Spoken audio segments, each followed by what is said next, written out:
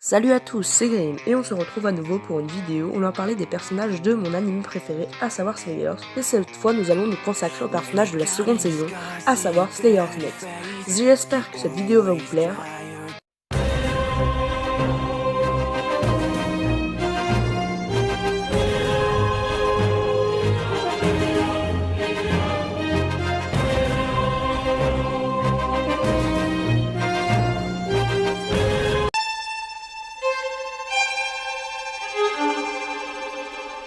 Zelos. Lorsque nos amis rencontrent pour la première fois Zelos, celui-ci apparaît aussi mystérieux que déroutant et manipulateur.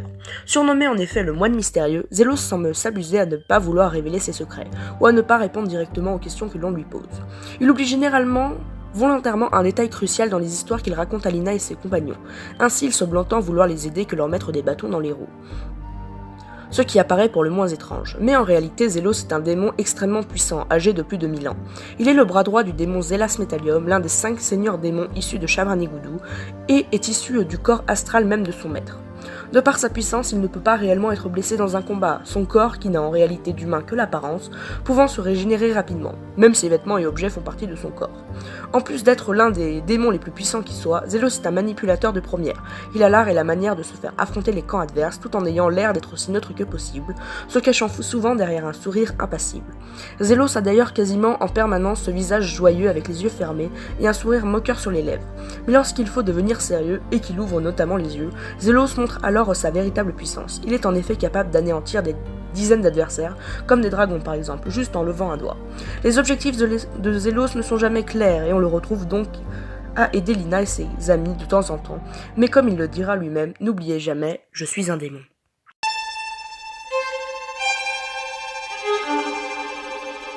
Martina. Martina est la fille du seigneur Morose, dirigeant le petit royaume de Zoana, qui devrait normalement rester fidèle et loyal au royaume de Célone. Mais suite à la destruction de son royaume par Lina et ses amis, notamment à cause d'une traîtrise fomentée qui échouera, cette dernière ne cessera de vouloir se venger, y mettant tout son acharnement. Martina est en effet plus têtue qu'une mule et tous les stratagèmes y passeront, s'en remettant souvent au démon Zoamelguster à travers le talisman qu'elle porte. La chance n'est cependant pas de son côté et elle échouera la plupart du temps. Autre caractéristique propre à Martina, elle tombe amoureuse dès qu'elle voit un beau jeune homme qui lui semble puissant et charismatique. Amour aveugle et non réciproque, elle jettera son dévolu sur Gaori avant de s'attacher à Zelos par exemple. Personnage entêté mais finalement pas si méchant, Martina finira par se marier avec Zanglus, l'adversaire récurrent de Gaori, et projette de rebâtir son château.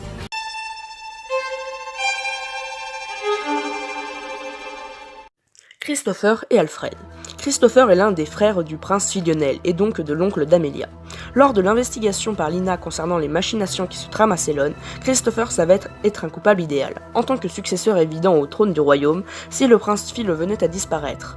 Or, il s'avère que Christopher, qui est finalement d'une grande bonté et très proche de son frère, n'est pas le coupable, mais que ce dernier serait son propre fils, Alfred. Ce jeune garçon a en effet organisé tout un complot visant à éliminer le prince Phil en accusant son propre père auprès de Lina et de sa cousine Amelia. C'est lui qui a notamment signé un pacte avec Kanzel, accompagné de Mazenda, afin de l'aider à atteindre son but. Alfred rêve ainsi de pouvoir porter lui-même la couronne dans le futur, mais hélas, ses projets seront réduits tragiquement à néant.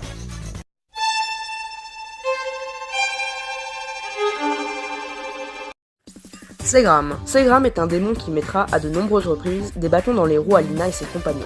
Bien que ses motivations ne soient pas très claires, il se retrouvera à affronter nos amis à plusieurs reprises, étant notamment aux côtés de Garve pour un combat final qui lui sera fatal.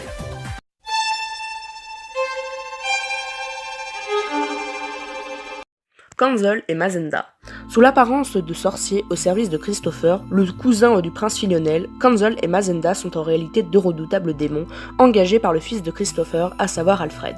Mazenda sera la première et principale adversaire de nos amis, arrivant même à priver Lina de ses pouvoirs magiques, et ayant pour habitude de se battre dans une dimension parallèle.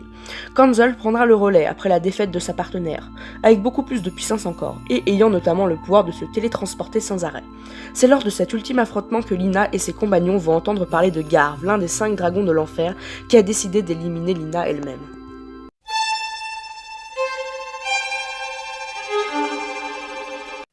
Mémé Aqua. Dans l'épisode 18, nos amis vont rencontrer Mémé Aqua, une sympathique vieille femme qui est la gardienne de l'immense copie de la Claire Bible, répartie sur des milliers de monolithes dans un désert. D'apparence gentille et fragile, elle est en effet la dernière part vivante du dragon roi des eaux, l'une des 4 parties du démon dragon Séphide. Les 3 autres étant les dragons rois de la terre, du feu et du ciel.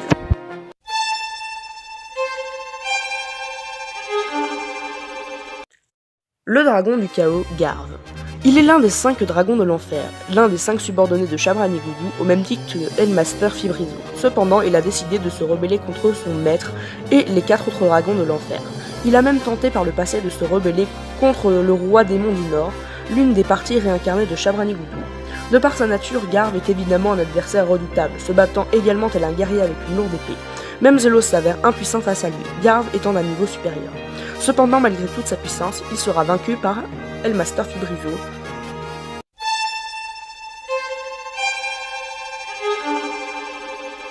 Milgazia. Il est l'un des 5 dragons d'or qui vit dans une vallée peuplée de dragons dorés ou noirs dans les monts Qatar. Milgazia est celui qui vient accueillir nos amis lorsqu'ils arrivent dans la vallée, prenant alors l'apparence d'un homme normal. De plus, il connaît Zelos, sachant parfaitement que ce dernier est capable d'anéantir toute la vallée s'il le souhaite.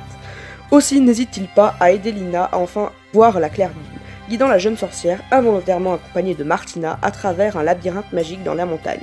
Milgazia aidera enfin un peu nos amis à combattre Garv et Fegram.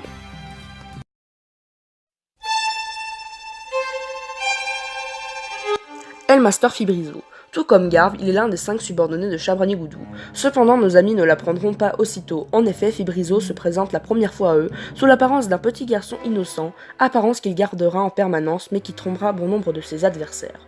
Mais derrière ce visage enfantin se cache l'un des plus puissants dragons de l'enfer, plus puissant que Garv, en tout cas, qu'il éliminera en un clin d'œil. Fibrizo a décidé de détruire le monde actuel, mais a besoin de Lina pour ça. Il veut en effet la forcer à utiliser le Giga Slave à une puissance infinie, espérant ainsi qu'elle en perdra le contrôle et que la puissance libérée sera dévastatrice. Pour ce fait, Fibrizo ira jusqu'à enlever Gaori, forçant la jeune sorcière à aller le combattre, mais l'issue sera des plus inattendues pour Fibrizo. C'est la fin de la vidéo, j'espère qu'elle vous aura plu. Si c'est le cas, n'hésitez pas à me laisser un commentaire pour me dire ce que vous en avez pensé, un pouce bleu et surtout, abonnez-vous. There's a place in us all, one that makes us feel so alone.